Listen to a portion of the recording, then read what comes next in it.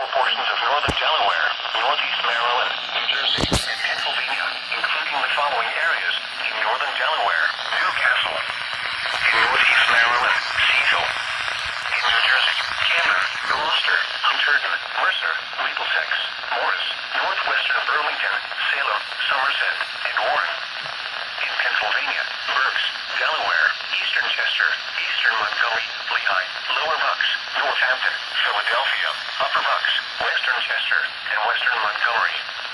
From 2 p.m. this afternoon through late tonight, showers and thunderstorms this afternoon and tonight will be capable of producing torrential rainfall, with local amounts of 1 to 3 inches, with locally higher amounts potentially occurring at a short period of time. This could lead to localized flash flooding. The risk of flash flooding is highest in urbanized and low-lying areas. Rapid rises on small creeks and streams are possible. A flash flood watch means that there is a potential for flash flooding, which can be life-threatening. Heavy rain is expected to occur over a short period of time. Rapidly rising flood waters may quickly inundate roadways and areas of poor drainage. Streams and creeks could leave their banks, flooding nearby properties. Please monitor the forecast, especially if you live in a location that is prone to flooding.